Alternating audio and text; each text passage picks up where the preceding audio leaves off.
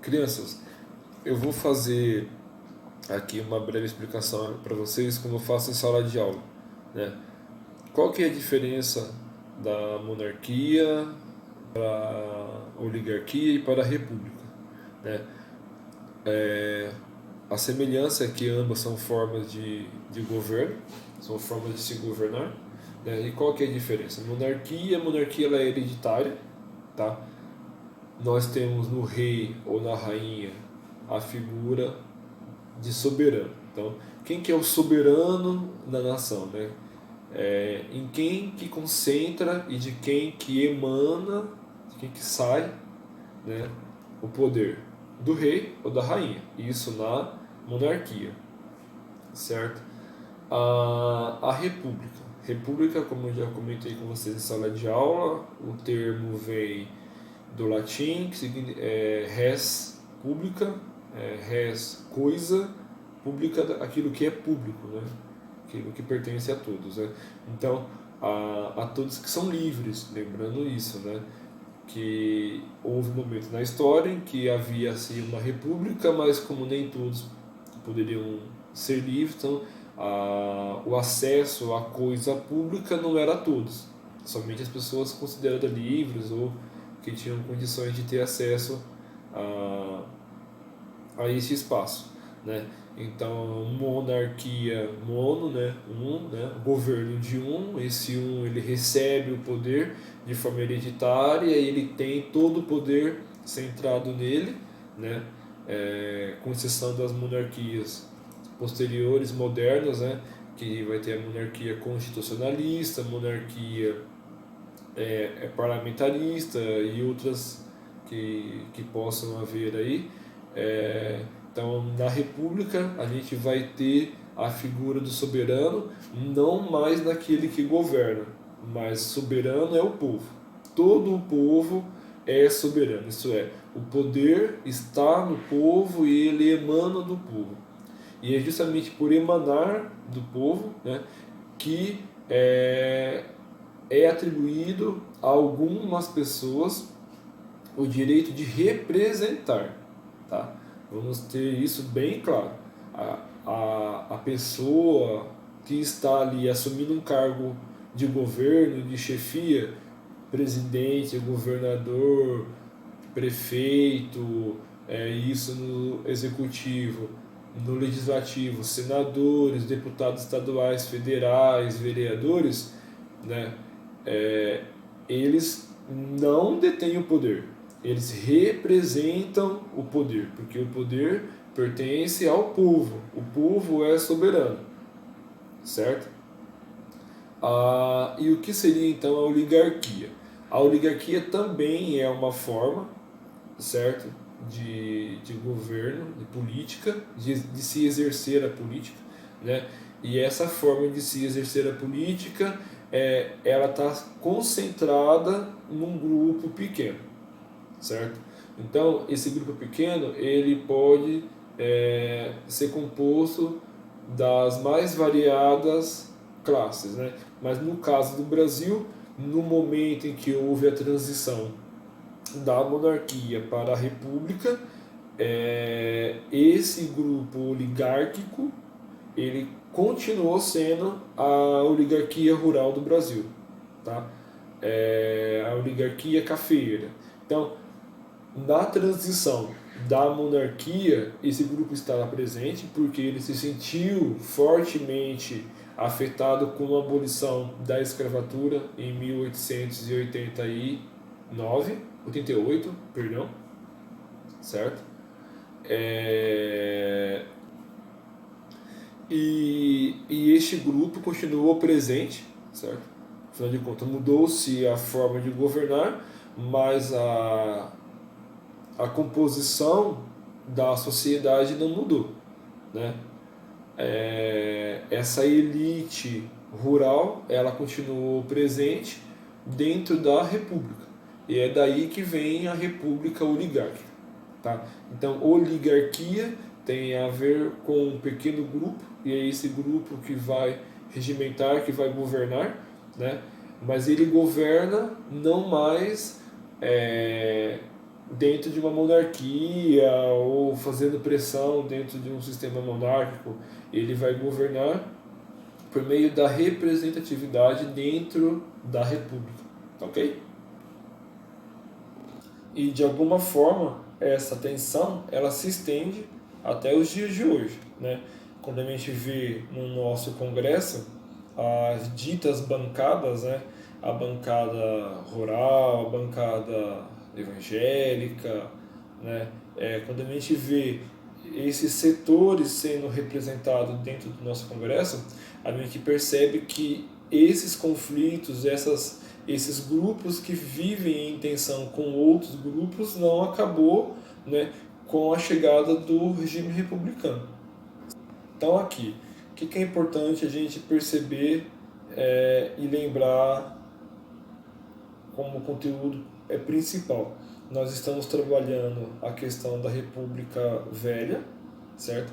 A República Velha ela subdivide-se em duas, né? A República da Espada e a República das Oligarquias.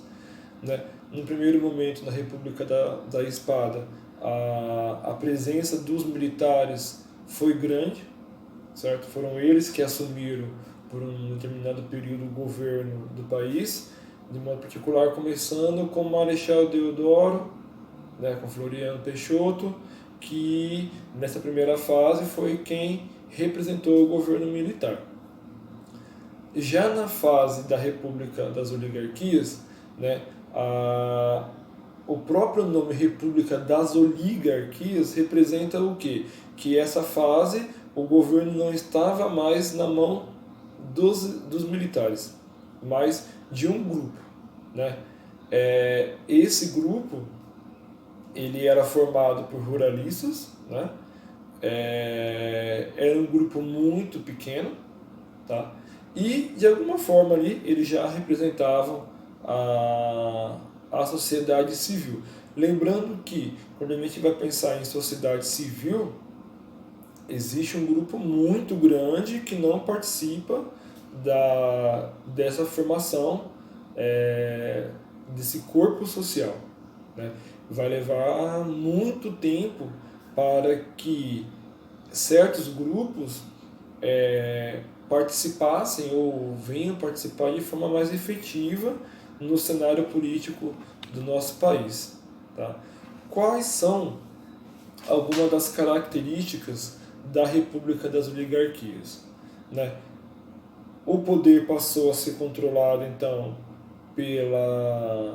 por uma elite rural, que posteriormente vai ser chamado de República Café com Leite, né? Café seria aqui o estado de São Paulo e o leite representando Minas Gerais, né? Havia-se alianças entre os governadores e o presidente da República, né? E entrou em prática o coronelismo, né?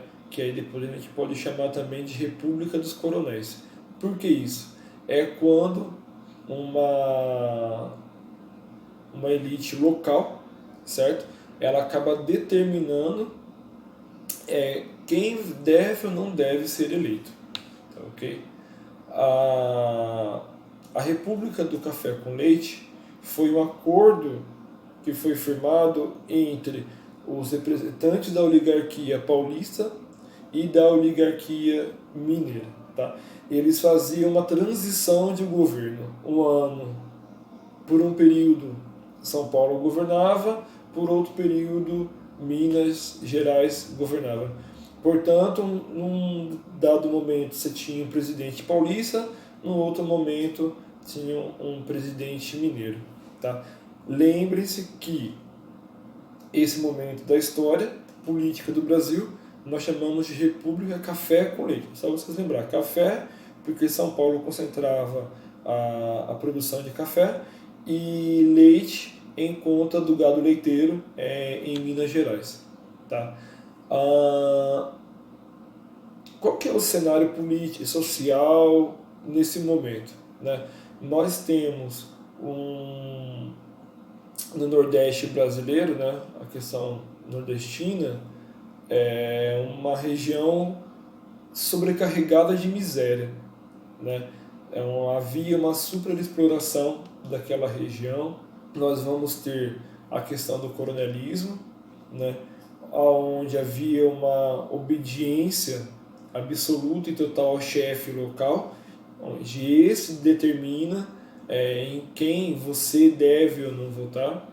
A questão da saúde também era um grande problema naquela região. E o trabalho foi também uma outra questão bastante delicada, porque começou a surgir uma classe média urbana e operária, né? Dentro desse contexto de industrialização do final da monarquia para o início do período republicano, ocorreu no Brasil um processo aí de industrialização. Então, aquela mão de obra que se concentrava basicamente em atividade rural, ela passou a ser concentrada também em centros urbanos, né? Daí também, que a gente vai perceber dentro da história do nosso país,